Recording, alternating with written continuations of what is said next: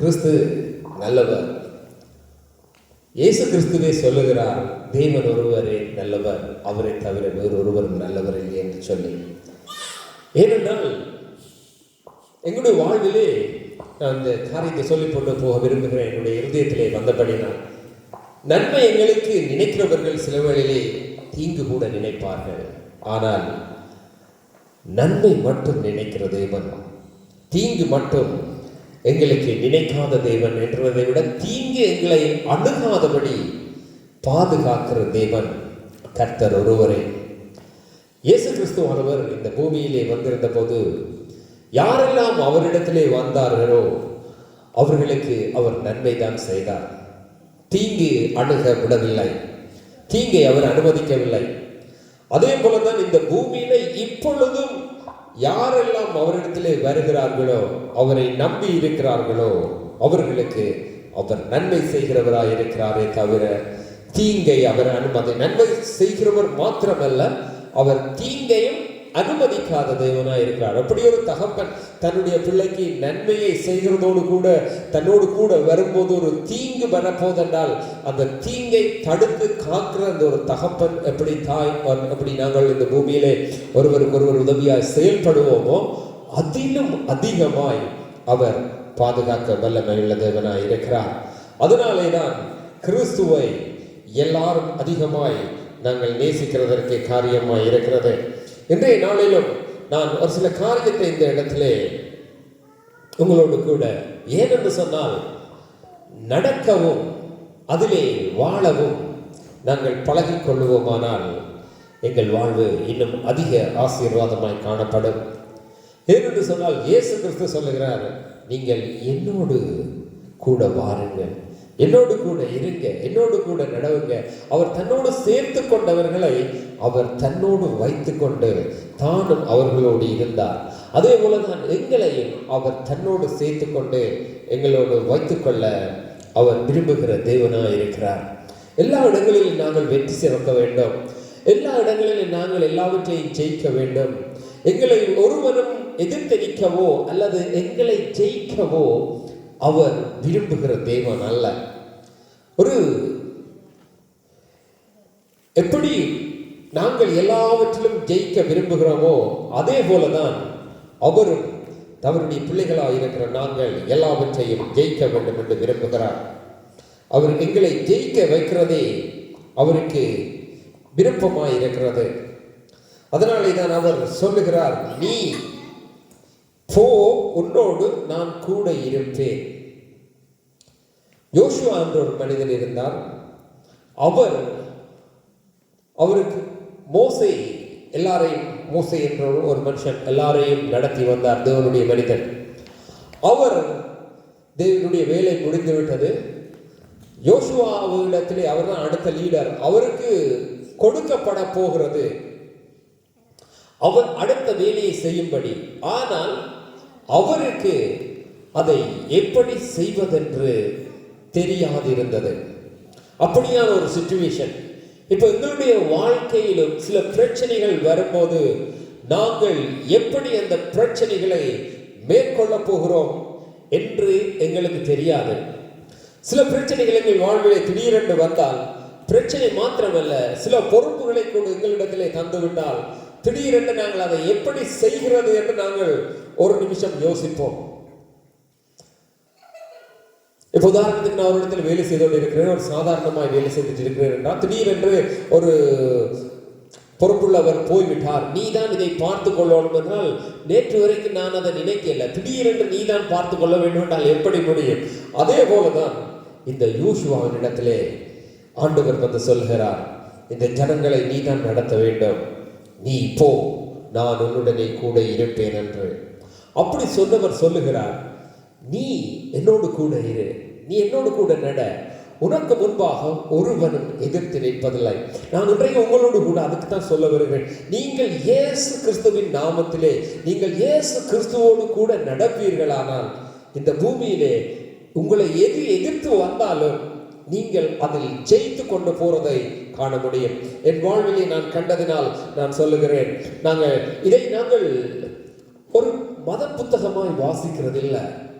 இது ஒரு உயிர் உள்ளதாய் தான் பார்த்து நடந்ததை எழுதி வைத்திருக்கிறபடியினாலே எங்கள் வாழ்விலே நடக்க போறவைகளையும் எங்களுக்கு காண்பிக்கிறபடினாலே அந்த வாழ்விலே நடக்க போறதை நீ எப்படி ஜெயிக்க போகிறாய், அல்லது எப்படி ஃபேஸ் பண்ண போகிறாய், அல்லது எப்படி ஜெயிக்க முடியும், எப்படி ஃபேஸ் பண்ணினால் அதை நீ வெற்றி அடைய முடியும் என்பதையெல்லாம் கொடுக்கப்பட்டிருக்கிறது.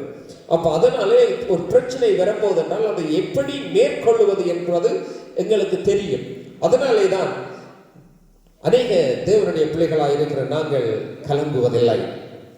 அதே போலதான் நான் இன்றைக்கு சொல்ல வருகிறேன், ஒரு பிரச்சனை வருமானால் அதை ஃபேஸ் பண்ணவும் ஜெயிக்கவும் இயேசுவின் நாமமும் இந்த பைபிளும் போதுமானதாக இருக்கிறது. இயேசு கிறிஸ்துவானவர் தேவனான கர்த்தர் யோசுவாக்கு சொல்லுகிறார், 5வது வசனத்திலே சொல்லுகிறார், 1வது அதிகாரம், நீ உயிரோடு இருக்கும் நாளெல்லாம் ஒருவனுக்கும் முன்பாக எதிர்த்து நிற்பதில்லை. நான் மோசையோடு இருந்தது போல உன்னோடு கூட இருப்பேன். நான் உன்னை விட்டு விலகுவதும் இல்லை, உன்னை கைவிடுவதும் இல்லை. ஏன் அவர் அப்படி சொல்லுகிறார் என்றால், நான் உன்னை விட்டு விலகுவதும் இல்லை, கைவிடுவதும் இல்லை. அதைத்தான் நாங்கள் சொல்லுவோம், தேவனாகிய கர்த்தர் எங்களை விட்டு விலகுவதும் இல்லை, கைவிடுவதும் இல்லை என்று சொல்லி. கொரிந்தியர் என்ற புத்தகத்திலே எழுதி வைக்கப்பட்டிருக்கிறது, நாங்கள் ஆலயத்திலே போய் தேவனை தேடுகிறோம், கடவுளை தேடுகிறோம், ஆனால் அவர் சொல்லி வைத்திருக்கிறார் அப்படி என்றால், நீதான் தேவனுடைய ஆலயமாய் இருக்கிறாய் என்று சொல்லி. நீ தேவனுடைய ஆலயமாய் இருக்கிறாய் என்பதை நீ அறியாமல் இருக்கிறாய் என்று சொல்லி. ஏனென்று சொன்னால், அவர் கைகளினாலே கட்டப்பட்ட ஆலயங்களிலே வாசமாயிராமல், கல்லுகள் மண்ணுகளினாலே கட்டப்பட்ட ஆலயங்களில் வாசமாயிராமல், நான் உயிரோடு இருக்கிற உனக்குள்ளே உன்னுடைய இருதயத்திலே வாசம் பண்ண விரும்புகிறேன் என்று சொல்லி. ஏனென்றால் அவர் உயிரோடு இருக்கிறவராய் இருக்கிறார். உயிரோடு இருக்கிறவரை நீங்கள் கல்லறையிலே தேடுகிறது என்ன என்று இயேசு கிறிஸ்துவை மரித்த இயேசு கிறிஸ்துவை அந்த சடலத்தை கொண்டு போய் வைத்து விட்டார்கள் கல்லறையிலே. அவர்கள் வந்து தேடுகிறார்கள். அப்ப தேவதூதன் வந்து தேடுகிறவர்களுக்கு சொல்லுகிறான், உயிரோடு இருக்கிறவரை நீங்கள் இந்த கல்லறையின் இடத்திலே தேடுகிறது என்ன? அவர் உயிர் தெழுந்து விட்டார். அதே போலதான் உயிரோடு இருக்கிற தேவன் இந்த கட்டிடத்திலே இங்கே வாசம் பண்ண விரும்புகிறதில்லை. உயிரோடு இருக்கிற எங்களிடத்திலே, எங்களுடைய இருதயத்திலே அவர் வாசம் பண்ணுகிறவராய் இருக்கிறார். அதனாலே தான் அவர் சொல்லுகிறார், நான் உன்னை விட்டு விலகுவதும் இல்லை, உன்னை கை விடுவதும் இல்லை என்று சொல்லி. அவர் எங்களை அவருடைய உள்ளம் கையிலே வரைந்து வைத்திருக்கிறார் என்று வார்த்தை சொல்லுகிறது. என் கைகளில் இருந்து உங்களை பிடுங்கத்தக்கவன் யார் என்று நான் போன முறையும் சொன்னேன், போன சண்டையும் சொன்னேன். அதனாலே அவர் அந்த அதிகாரத்தை தன்னிடத்திலே வைத்துக் கொண்டிருக்கிறபடியினால் அவர் சொல்லுகிறார், நீ போ, நான் உன்னுடனே கூட இருப்பேன். அப்ப அந்த அவனுக்கு தெரியும், அவன் தேவனை அறிந்திருந்தான். தேவனை அறியாதவன் அல்ல, தேவனை அறிந்திருந்தான். அதனாலே அவன் துணிவாய் நடந்தான். இப்பொழுது என்னோட ஸ்தேவான் நடந்து வரும்போது ஒரு ஆபத்து அவனுக்கு வரும்போது நான் அந்த ஆபத்திலே இருந்து அவனை காத்து கொள்ளுவேன். ஆனால் அடுத்த முறை அவன் என்னோடு பயமில்லாமல் நடந்து வருவான். ஏனென்றால் அப்பா ஆபத்திலிருந்து என்னை காத்து கொள்ளுவார். அதே போலதான் மோசேயும் கூட யோசுவா நடந்த போது எத்தனையோ இடங்களிலே தேவன் தங்களோடு இருந்ததை யோசுவா கண்டான். கண்ட யோசுவா தேவன் சத்தத்துக்கு செவி கொடுக்கிறான். தேவன் சொன்னதை அவன் ஏற்றுக்கொள்ளுகிறான், ஏற்றுக்கொண்டு சொல்லுகிறான் என்று சொன்னபோது அவன் கடந்து போகிறான். அப்படி போகும்போது நாங்கள் அந்த யோசுவாவை தொடர்ந்து வாசித்துக் கொண்டு போவோமானால் எல்லா இடங்களிலும் யோசுவா வெற்றி பெறுகிறதை நாங்கள் காண முடியும். என்னென்று சொன்னால் அவர் சொல்லுகிறார், நான் உன்னை விட்டு விலகுவதும் இல்லை, உன்னை கைவிடுவதும் இல்லை. கடவுள் சொன்னதாய் நான் உன்னை விட்டு விலகுவதும் இல்லை, கைவிடுவதும் இல்லை என்ற வசனத்தை நான் இந்த பைபிளிலே தான் வாசித்திருக்கிறேன், வேறு எங்க நான் வாசித்ததில்லை. அப்பொழுது அவன் யோசுவா தேவனோடு கூட நடந்து போகிறான். இடையிலே போராட்டங்கள். சாதாரணமாய் ஒரு குடும்பத்தை நடத்துகிற எங்களுக்கு எவ்வளவு பிரச்சனைகள், எவ்வளவு போராட்டங்கள், அல்லது ஒரு 5-6 குடும்பமாக சேர்ந்திருக்கிற எங்களுக்கு எவ்வளவு பிரச்சனைகள். இவர் லட்சக்கணக்கான ஜனங்களை அழைத்து கொண்டு போகிறார். அப்படி போகிறவருக்கு இடையில சில பிரச்சனைகள் வருகிறது. பிரச்சனை வரும்போது அவர் மீண்டும் தேவனிடத்திலே வருகிறார். அப்ப தேவன் சொல்லுகிறார், 9வது வசனத்தை சொல்லுகிறார், நான் உனக்கு கட்டளை இடவில்லையா என்றா, நான் உனக்கு கட்டளை என்ன தெரியும், நான் உனக்கு கட்டளை இடவில்லையா, பலன் கொண்டு திட்டமனதாயிரு, நான் உன்னோட இருப்பேன். நான் சொன்னதை செய்து முடிப்பேன், நீயே என்னை தேவன் என்று நீ அறிந்திருக்கிறாய் தானே என்று அவர் சொல்கிறார். அப்ப எங்களுடைய வாழ்விலும் சில பிரச்சனைகள் வரும்போது, ஒரு குடும்பமாய் நாங்கள் வாழ்கிறபடினால், ஒரு குடும்பமாய் எடுத்துக்கொண்டால், ஒரு கணவன் மனைவிக்குள்ளே ஒரு பிரச்சனை வந்தால், அந்த கணவன் அந்த மனைவியை அறிந்திருந்தால் அந்த கணவன் சொல்லுவார், இவன் என்னதான் இருந்தாலும் என்னை விட்டு போவான். அதே போல மனைவியும் கணவனை அறிந்திருக்கும் போது சொல்லுவாங்க, இவங்க என்னதான் இருந்தாலும் எங்களை விட்டு போகமாட்டா, என்னோட இருப்பாருன்னு. அப்ப அந்த அளவுக்கு அறிகின்றதான அறிவு ஒரு குடும்பத்திலே வெரி இம்பார்ட்டன்ட். அதே போலதான் தேவனை இவர் அறிந்திருந்தார். அப்ப அறிந்திருந்த போது அவருக்கு வந்து பிரச்சனைகள் வந்த போது அவருக்கு சில தடுமாற்றங்கள் அவர் வருகிறது.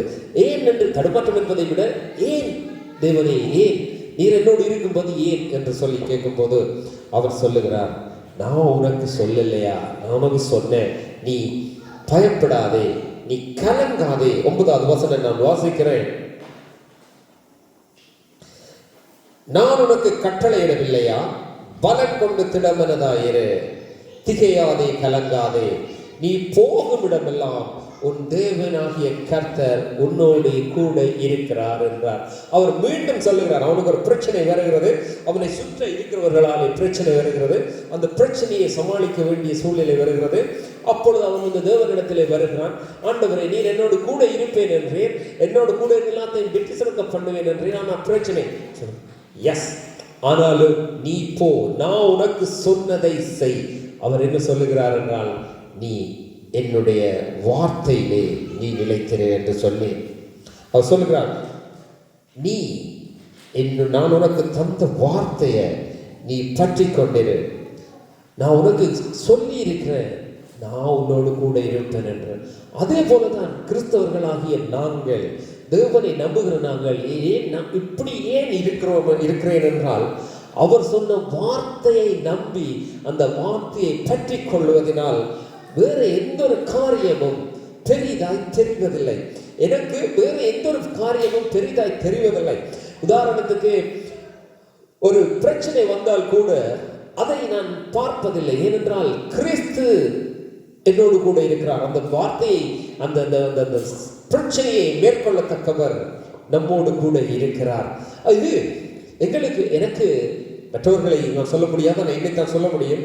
இது எனக்கு நிறைய தடவை என்னை உடைத்து இருக்கிறது, கட்டி இருக்கிறது, நடத்தி இருக்கிறது, எப்படி என்றெல்லாம் யோசிக்க வைத்திருக்கிறது. என்னோட பிரச்சனை வரும்போது மனுஷன் இடிந்து சோர்ந்து போய் உட்கார்ந்துகிற சம்பவங்களை நாங்கள் பார்க்க முடியும். ஆனால் ஆரம்பத்திலே சில சோர்வுகள் வந்தாலும் நாட்கள் 1 வருஷம் 2 வருஷம் 3 வருஷம் ஆக அந்த கவலைகள், வேதனைகளை தாண்டிலும் ஒரு எனக்கு இது நிறைவேறும், நடக்கும் என்கின்ற ஒரு சந்தோஷத்தை, ஒரு பலத்தை, ஒரு தைரியத்தை கொடுக்கின்ற இந்த வார்த்தைகளுக்காக நான் நன்றி செலுத்துகிறேன்.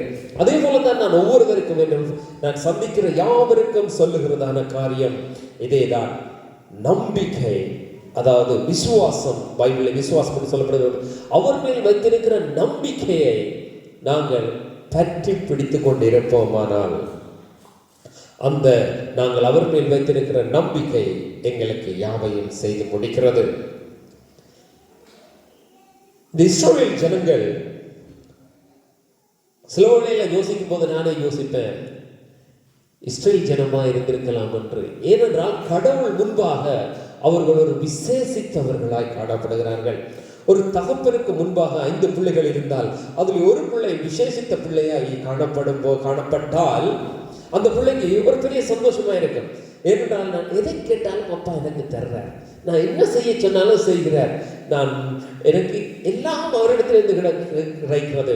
ஆனா இன்னொரு தடவை போய் கேட்டால் சில வேளையில நோ, அதை கிடையாது. ஆனா அதையே நான் போய் கேட்டால் அவர் எனக்கு தருகிறார் என்றால் அந்த பிள்ளைக்கு எவ்வளவு சந்தோஷம் இருக்கும், எவ்வளவு சமாதானம் இருக்கும்.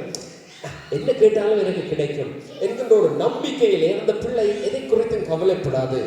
அதே போலதான் எங்களுடைய வாழ்விலும் தேவன் ஒருவர் இருக்கிறார். நீ என்னிடத்திலே கேட்கிறவைகளை நீ பெற்றுக்கொள்ளுவாய் என்று சொல்லி, அதாவது நீ என்ன அன்பிலே நிலைத்திருந்து நான் உனக்கு சொல்லுகிறவைகளை நீ கேட்டு நீ என்னிடத்திலே நீ நிலைத்திருந்தால், நீ கேட்டுக்கொள்ள எதுவோ அது உனக்கு கிடைக்கப்படும். அது நீ யாராயும் இருக்கலாம், ஆனால் நீ என் நாமத்திலே, அதாவது நாங்கள் கேட்டுக்கொள்ளுகிற நாமம் இயேசு கிறிஸ்துவின் நாமமாய் அந்த இடத்திலே நாங்கள் கேட்டுக்கொள்ளும் போது எங்களுக்கு கொடுக்கப்படுகிறது.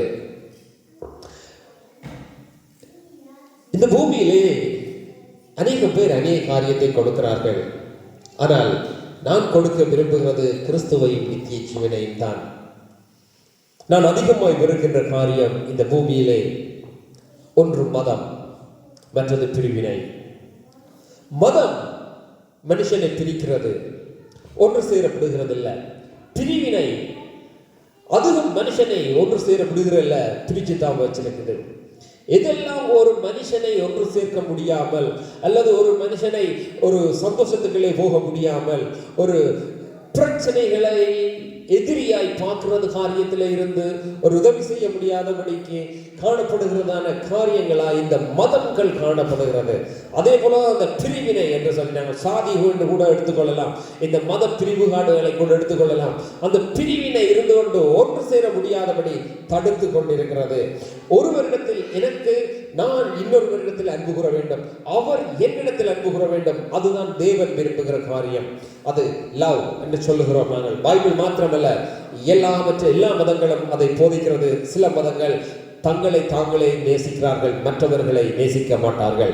ஆனால் அந்த பிரிவினையை ஏற்படுத்துகிற எல்லாவற்றையும் நான் வெறுக்கிறவனாய் காணப்படுகிறேன் இந்த வேதாகமத்தை வாசிக்க தொடங்கின பின்பு. ஏனென்று சொன்னால் தேவன் அன்பாகவே இருக்கிறார். அவர் சொல்லுகிறார், எதிரியை நீ நேசி, உன்னை துன்பப்படுத்துகிறவர்களுக்காக நீ ஜெபம் பண்ணு, உனக்கு அடிக்கிறவனுக்கு நீ மறுகன்னத்தை காட்டு என்று. அப்படி காணப்பட வேண்டிய நாங்களே சில வேளைகளில் மதம் என்கின்ற காரியங்கள் வரும்போது நாங்கள் அதை செய்ய மறக்கின்றோம். தேவன் விரும்புகிற காரியங்களை செய்ய முடியாதபடிக்கு இந்த மதமும் பிரிவினையும் தடுத்து வைத்திருக்கிறது. கடவுள் ஒருவரே, ஆனால் அந்த கடவுளை நாங்கள் அறியவும், அந்த கடவுளுக்குள்ளே நாங்கள் வந்து அதுக்குள்ளே வாழ்ந்து கொண்டு போகும்போது ஏன் உலகம் இப்படி இருக்கிறது என்று பார்த்தால், பிரிவினை ஒன்று, மற்றது மதம் ஒன்று. இலங்கை தேசம், இந்தியா தேசத்தை நாங்கள் ஈஸியா சொல்லிவிடலாம். சாதி என்கின்ற பிரிவினை இருவரை நேசிக்கிறதற்கே தடையாய் இருக்கிறது. ஒரே பாடசாலையிலே படிக்க தடையாய் இருக்கிறது. ஒரே கோவிலில் என்று சொல்லப்படுகிற கோவிலுக்குள்ளே, ஆலயங்களுக்குள்ளே போக முடியாதபடிக்கு அந்த பிரிவினை, சாதி என்கின்ற பிரிவினை தடையாய் இருக்கிறது. அப்ப எங்கெல்லாம் உண்மையான அன்பை வெளிப்படுத்த முடியாமல், எங்கெல்லாம் நாங்கள் ஒன்றாய் இருக்க வேண்டுமோ அங்கெல்லாம் ஒன்றாய் இருக்க முடியாதபடி தடை பண்ணுகிறது தான் இந்த மதமும் இந்த பிரிவினைகளும். அதனாலே தான் நானே இதை சொல்லுகிறேன் என்று சொன்னால், எங்களை தேவனை அறிகின்ற அறிவை எதுவும் தடுக்க கூடாது, தடுக்கவும் முடியாது. அது மதமாய் இருக்கலாம், அல்லது ஏதாவது ஒரு பிரிவினை, எந்த காரியமும் கடவுளை அறிகிறதற்கு எங்களுக்கு தடையாய் இருக்கக்கூடாது.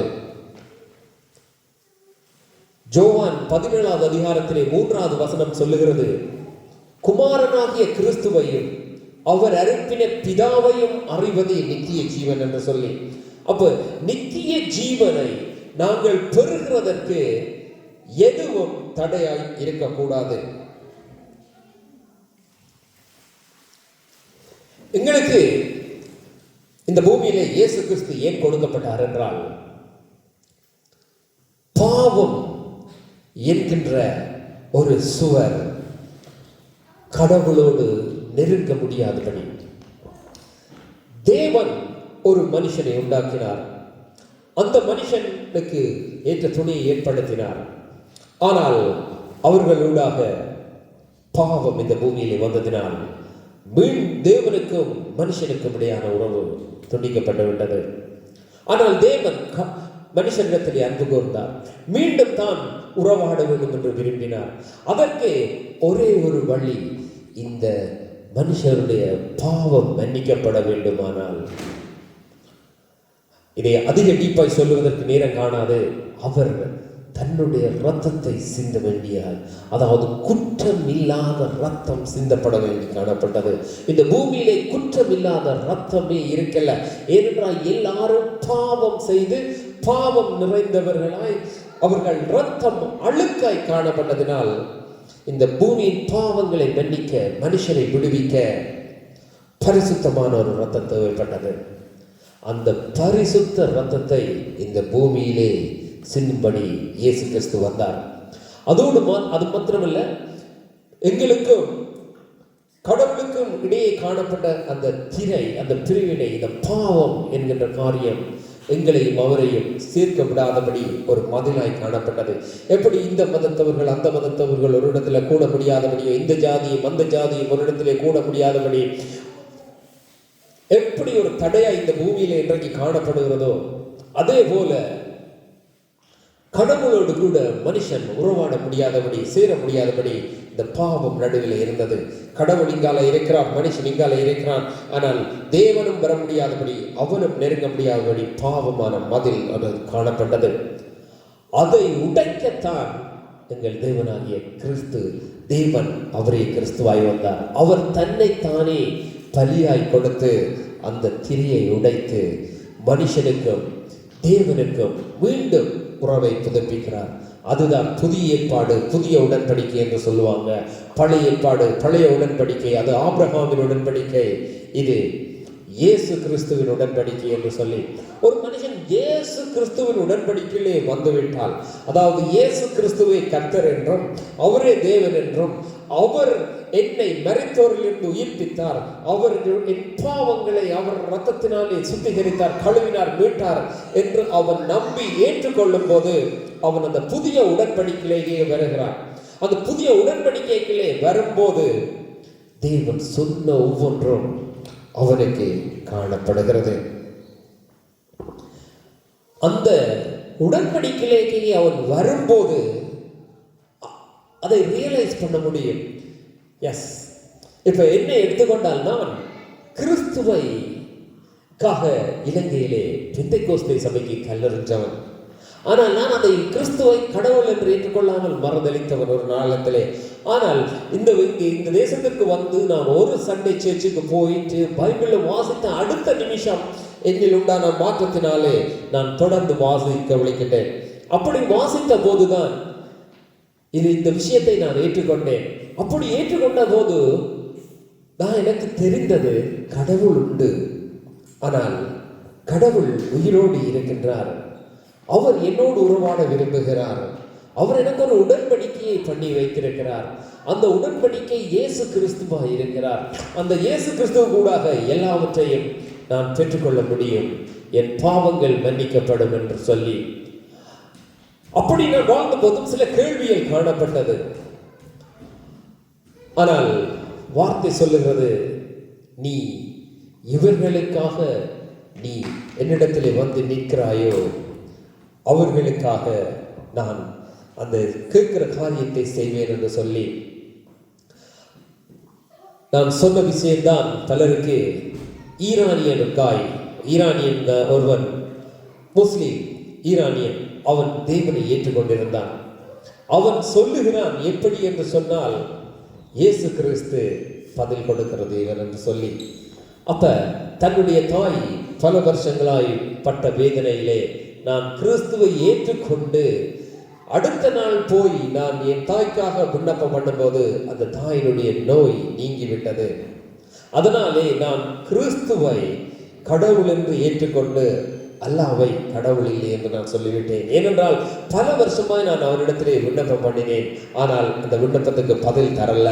இவரிடத்திலே நான் விண்ணப்பம் பண்ணினேன், அடுத்த நிமிஷம் விண்ணப்பம் வந்தது, விண்ணப்பத்துக்கு பதில் வந்தது. அதனாலே அவன் என்ன சொல்றான் என்றால், ஆன்சர் கொடுக்கிற தேவன் என்று சொல்லி, பதில் கொடுக்கிற தேவன் என்று சொல்லி, அப்ப எங்களுக்கு பதில் கொடுக்கிற தேவன் ஒருவர் இருக்கின்றார் என்று சொல்லி, அப்ப நிறைய காரியங்களை செய்யும் போது அந்த காரியங்கள் நிறைவேறினதை நான் காண முடிந்தது.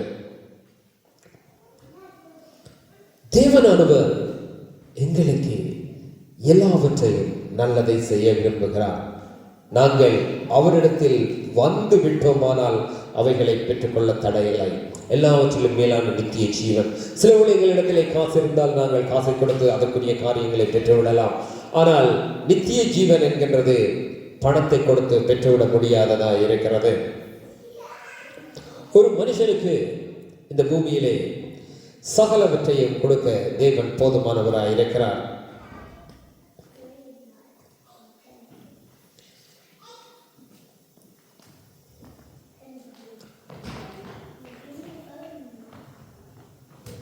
ஏசாயா 35வது அதிகாரம் சொல்லுகிறது, தேவன் அவர்களோடு கூட, இப்ப நான் சொன்ன விஷயத்தை அவர் அவர்களோடு கூட எப்படி இருக்கிறார் என்கின்றதை, அதாவது தேவன் இவர்களுக்கு தான் வாக்கு பண்ணினாரோ அந்த நிலத்தை அவர் எப்படி மாற்ற வல்லமை உள்ள தேவனாய் இருக்கிறார் என்று சொல்லி அவர்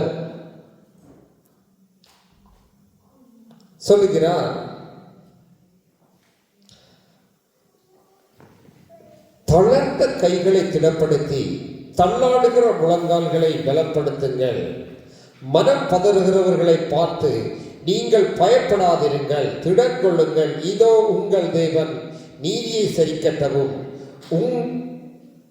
சரிக்கட்டவும் உங்கள் தேவன் பதிலளிக்கவும் வருவார், அவர் வந்து உங்களை இரட்சிப்பார் என்று சொல்லுங்கள். பாருங்க, அந்த ஈரானியன் காய் சொல்லுகிறான் பதில் அளிக்கிற தேவன் என்று. அவன் இப்போ ஒரு 7-8 வருஷத்துக்கு முதல் சொன்ன விஷயம். ஆனால் இது குறைந்தது 3000 ஆண்டுகளுக்கு முன்பு எழுதி வைக்கப்பட்டிருக்கிறது. எப்படி என்றால், நீதியை சரிக்கட்டுகிற தேவன் அவர் உங்களுக்கு பதிலளிக்கவும் வருவார். நீங்கள் அவரிடத்திலே விண்ணப்பம் பண்ணும்போது, நீங்கள் வந்து தேவனிடத்திலே கேட்கும் போது அவர் உங்களுக்கு பதில் கொடுக்கிற தேவனாய் இருக்கிறார். உங்களுக்கு வந்து எனக்கு எல்லாருக்கும் யார் அவரிடத்திலே உண்மையாய் வந்து ஒரு மதஸ்தராகவோ அல்லது ஒரு சுயநலவாதியா இல்லை, நான் சொல்ல வருகிறது உண்மையாய் அவரில் அன்பு கூர்ந்து உண்மையாய் அவரிடத்திலே வந்து நான் உங்களை நேசிக்கிறேன், நான் உங்களை அறிந்திருக்கிறேன் என்று சொல்லி வந்திருக்கும் போது அங்கே எதுவும் பார்க்கப்படுகிறதில்ல. எங்களுடைய நம்பிக்கையும் எங்களுடைய இதையும். நேற்று நான் ஒரு இடத்துக்கு போயிருந்தேன். அங்கு நான் போன போது என்னுடைய இருதயத்திலே ஆண்டவர் திரும்ப திரும்ப ஒரே காரியத்தை சொல்லியிருக்கிறார். இந்த மக்களுக்கு சொல்லு, இந்த ஜனத்துக்கு சொல்லு. நான் நோபலாய் தமிழிலே தான் நான் என்னுடைய இருதயத்திலே நான் சில காரியங்களை உணர்வேன். ஆனால் அது வெள்ளக்காரர்கள் மத்தியிலே போய் நின்றிருந்தபடியினால் என்னை அறியாமலே சில காரியங்களை, ஆங்கில வார்த்தைகளை நான் அதிலே மெயினா I will wipe your tears, I will wipe your tears, and அதாவது உன் கண்ணீரை துடைக்கிற தேவன் நான் என்று சொல்லி, அப்ப அவர் உன் கண்ணீரை துடைப்பார் என்று சொல்லி, அதற்கு பிறகு நான் ஒரு 80 வயது நிறைந்த ஒரு தாயோட போய் பேசின போது அவங்க சொன்னாங்க, எனக்கு என்னுடைய இருதயம் சமாதானமாய் இருக்கிறது என்று.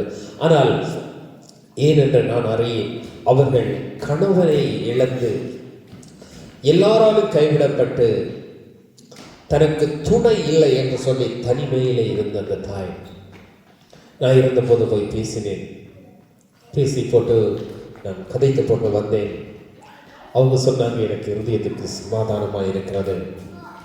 ஸோ எனக்கு யாரும் இல்லை என்று நினைத்தேன். ஆனால் என்னை ஆற்ற தேற்ற ஒருவர் இந்த பூமியிலே நான் ஆற்றி தேற்றுகிறவர்களுக்கு இந்த பூமியிலே நான் மனுஷரை தேடினேன். என்னை ஆற்றி தேற்றும்படிக்கு நான் இந்த பூமியிலே மனுஷனை தேடினேன். ஆனால் என்னை ஆற்றி தேற்றும்படிக்கு தேவன் ஒருவர் இருக்கின்றார் என்று சொல்லி அந்த தாய் சொல்வதை எனக்கு கேட்கக்கூடியதாய் காணப்பட்டது.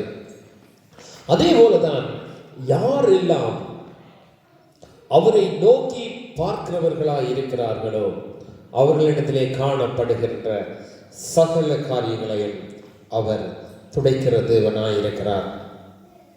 ஏனென்றால் நாங்கள் எங்களுக்காகத்தான், அவர் கடவுளுக்காக நாங்கள் வாழ முடியும், அது நாங்கள் எங்களை ஒப்புக் கொடுக்கும் போது. ஆனால் அவர் சொல்லுகிறார், நான் உனக்காகத்தான் என்று சொல்லி கடவுளே ஒரு மனுஷனாய் இறங்கி வருவார் என்றால் பைபிளை நாங்கள் வாசிப்போமானால் அவருடைய சாயலை வர்ணிப்பதற்கு வார்த்தை இல்லை, சொல்ல முடியாது.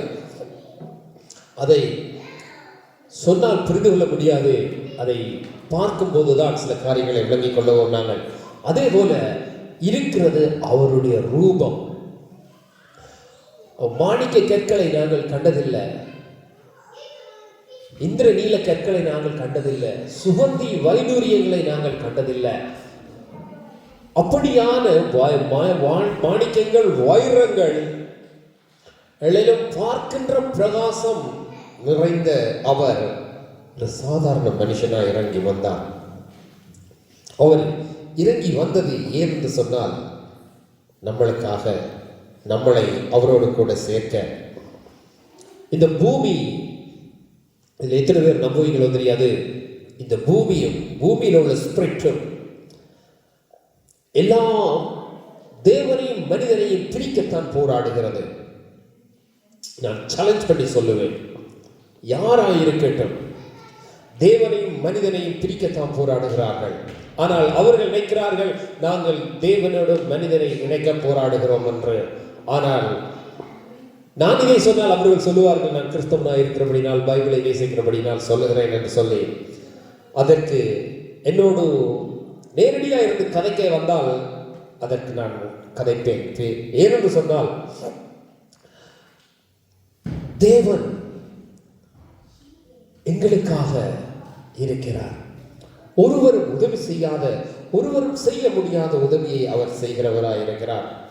எபிரேயர் என்கின்ற நிருபத்திலே அந்த எபிரேயர் என்ற ஜனங்களுக்கு அப்போஸ்தலனாகிய பவுல் எழுதும் போது எழுதுகிறார், கர்த்தரோடு கூட இருக்கிறவர்களும் கர்த்தரை அறியாதவர்களும் வாழுகிற அந்த ஜனங்களுக்கு அவர் எழுதும் போது எழுதுகிறார். எப்படி என்று சொன்னால், எபிரேயர் 8வது அதிகாரம் 13வது வசனத்தில் இவர் சொல்லுகிறார், புதிய உடன்படிக்கை என்று அவர் சொல்லுகிறதுனாலே முந்தினதை பழமையாக்கினார், பழமையானதும் நாட்பட்டதுமானதாய் இருக்கிறது, அது உருவழிந்து போக காலம் சமீபமாய் இருக்கிறது என்று. இயேசு கிறிஸ்துவினுடைய வருகையை குறித்து இவர் சொல்லுகிறார், வந்ததை குறித்து அவர் சொல்லுகிறார். அதாவது உங்களுக்கு முதல் ஒரு உடன்படிக்கை வைக்கப்பட்டிருக்கிறது, ஆபிரகாமுக்குள்ளான உடன்படிக்கை. அந்த உடன்படிக்கை இப்பொழுது கிறிஸ்துவினூடாக மாற்றப்பட்டிருக்கிறது. அப்ப அந்த கிறிஸ்துவுக்குள்ளே நீங்கள் வரும்போது புதிய உடன்படிக்கைக்கு பங்காளிகளாக இருக்கிறீர்கள் என்று. ஏனென்று சொன்னால், நான் அவர்கள் அநியாயங்களை கிருபையாய் மன்னித்து அவர் பாவங்களையும் அக்கிரமங்களையும் இனி நினையாமல் இருப்பேன் என்று கர்த்தர் சொல்லுகிறார். ஏன் மன்னிக்கப்படுகிறது என்றால், அவர் ரத்தம் சிந்தினபடியினால், அவர் அந்த என்னுடைய பாவத்துக்கான சம்பளத்தை அவர் பே பண்ணினபடியினால் அவர் சொல்லுகிறார், நான் இனி அவர்களிடத்துல அந்த பாவத்துக்கான சம்பளத்தை நான் எதிர்பார்க்கறதில்லை, அந்த அவர்களுடைய அக்கிரமங்களை எல்லாம் நினையாது இருப்பேன் என்று சொல்லி. அது எப்படி என்றால், ஒரு கைதி கூண்டிலே நிற்கின்றான், நீதிபதி ஒருவர் இருக்கின்றார். அவர் சொல்லுகிறார், நீ செய்த பாவத்திற்காக ஒரு குறிப்பிட்ட தொகையை நீ கட்ட வேண்டும், அது அதிக தொகையா இருக்கட்டும், அதை கட்டாத பட்சத்திலே நான் உன்னை தூக்கிலே போடுவேன் என்று. அப்போ ஒருவர் வந்து அந்த பணத்தொகையை கொடுத்து போட்டு ஜட்ஜிக்கு சொல்லுகிறார், இவன் இந்த பணத்தொகையை கட்ட முடியாததுனால் நான் கட்டுகிறேன், நீங்கள் அவனை விடுவீங்க என்று சொல்லி விடுவித்த பின்பு அவன் எதிர்பார்க்கிறான், இந்த பணத்தொகையை நான் கட்ட வேண்டும் என்று கொடுத்தவர் அதை எதிர்பார்ப்பாரோ என்று. அவரிடத்திலே வரும்போது அவர் சொல்லுகிறார், உனக்காக பே பண்ணினதை குறித்து நான் நினைக்கிறதில்லை, நீ போய்விடு என்று. அதே மாதிரி தான் அப்ப அப்படியே அவன் போவான், எவ்வளவு சந்தோஷமா இருப்பான். நான் செய்த பாவத்துக்காக அல்லது நான் செய்த குற்றத்துக்காக நான் சாக வேண்டியதா இருந்தது, அல்லது இவ்வளவு தொகை பணத்தை கட்ட வேண்டியதா இருந்தது. அதை கட்டுகிறது என்றால் என்னால் முடியாது. ஆனால் என்னுடைய பாவமும் மன்னிக்கப்பட்டு, நான் செய்த குற்றமும் மன்னிக்கப்பட்டு, எனக்கு கொடுக்கப்பட்ட சிறை தண்டனையும் மன்னிக்கப்பட்டு, எனக்கு மரண தண்டனையும் மன்னிக்கப்பட்டு, நான் கட்ட வேண்டிய பணத்தொகையும் நான் கட்டாதபடிக்கு எனக்கு மன்னிக்கப்பட்டிருக்கிறது என்றால் அவன் எதை குறித்து கவலைப்பட எவ்வளவு சந்தோஷமா இருப்பான். அதே போலதான் இயேசு கிறிஸ்துவானவர், பிதாவாகிய தேவன் எங்கள் பாவங்களுக்கு தண்டனை தர வேண்டியவர். அவரே இந்த பூமிக்கு வந்து அவரே எங்களுக்காக பலியாகி, உன்னுடைய பாவத்தை நான் இனி நினைக்கிறதில்லை, உன்னுடைய பாவத்துக்கு தண்டனை உனக்கு இல்லை, அந்த தண்டனையை நான் ஏற்றுக்கொண்டதினால் உன்னிடத்தில் இருந்து நான் ஒன்றையும் எதிர்பார்க்கிறதில்லை. ஆனால் ஒன்று, நீ இனி பாவம் செய்யாதே, என்னிடத்தில் வா என்கின்றதான் அந்த பைபிளிலே கொடுக்கப்பட்டிருக்கிறதான கருத்து. அப்ப இவ்வளவு செய்த பின்பு அந்த ஒருவன் அவரிடத்தில் வராமல் இருப்பானோ? அதை உண்மையாய் அப்படி ஒன்று நடந்திருந்தால், அதாவது ஒரு பூமியிலே அப்படி நடக்கும்போது அவன் பின்னாலே அந்த முதல் சொன்ன கதை போல அவர் வந்து சகலவற்றை கொடுத்து விட்டு, நீ எனக்கு கட்ட தேவையில்லை, நீ எனக்கு பின்பாக வா என்று சொன்னால், அந்த செயலிலே நின்ற குற்றவாளி அவர் பின்னாலே போகாமல் இருப்பானோ? கட்டாயம் போவான். ஏனென்றால் அவர் எனக்கான முழு பணத்தை செலுத்தி விட்டார், எனக்கான தண்டனைக்குரிய சகலவற்றை செலுத்தி விட்டார், அதுக்கான பணத்தையும் அவர் இடத்தில் எதிர்பார்க்கல.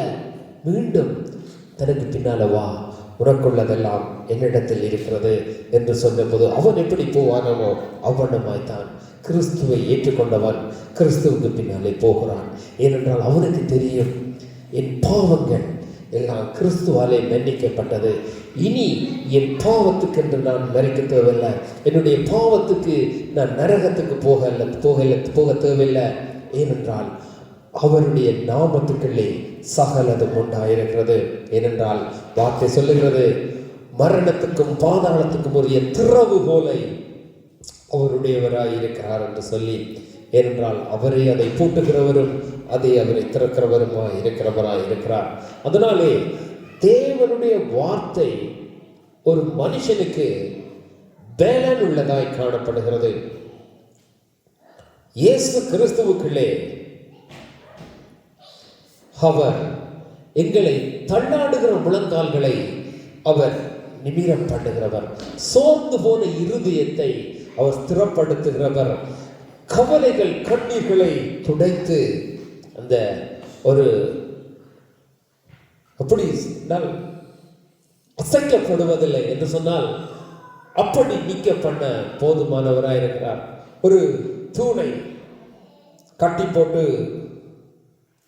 ஸ்ட்ராங்கா கட்டி போட்டு அது பார்த்தனங்கள் காத்துக்கு ஆடாது, அசையாது. நான் சொல்வது பெரிய பில்டிங் இல்லை, ஒரு சின்ன ஒரு குறிப்பிட்ட அது எப்படி ஆடாமல் அசையாமல் இருக்குமோ அதுதான் கிறிஸ்துவுக்குள்ளே இருக்கிறவனுக்கு காணப்படுகிற விசுவாசமும் நம்பிக்கையுமா இருக்கிறது. இதை நான் இன்றைக்கு உங்களிடத்திலே சொல்ல எனக்கு கர்த்தர் கொடுத்த தருணத்துக்காக நான் நன்றி செலுத்துகிறேன். ஏனென்று சொன்னால், ஒரு மனுஷன் வெறுக்க வேண்டிய காரியம் உண்டு, நேசிக்க வேண்டிய காரியம் உண்டு. ஒரு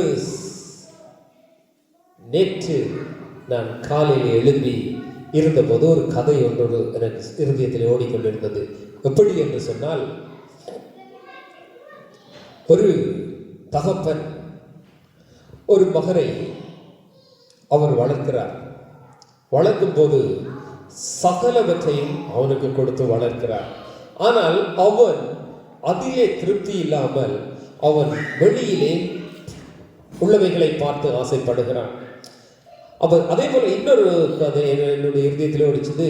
அந்த ஸ்டெஃபான் பார்த்து ஒரு ஸ்டோரியோட ஞாபகம் வந்துச்சு. என்னென்னு சொன்னால், ஒருவர் ஒரு அதோடு சேர்த்து ஒப்பிட்டு ஒரு கழுதை குட்டியை வளர்க்கிறாரு.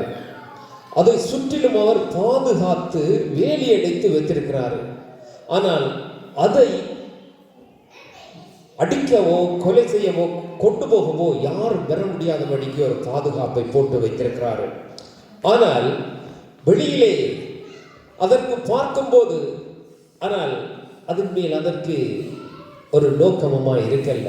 ஆனால் அந்த கட்டப்பட்ட வேலிகளுக்கு இடையினாலே வேறு சில காரியங்கள் வெளியில இருந்து வருகிறது. அப்பொழுது அந்த ஆட்டுக்குட்டி அந்த குட்டி என்ன செய்கிறது என்று சொன்னால், கழுதை குட்டி அது வெளியிலே போய் பார்க்க ஆசைப்படுகிறது. ஆனால் அங்கு வெளியிலே நிற்கிற காரியம் ஓநாய், சிங்கம், அப்படியான காரியங்கள் நிற்கிறது. ஆனால் அந்த குட்டிக்கோ தெரியாது தனக்கு வெளியிலே ஆபத்து இருக்கிறது என்று சொல்லி.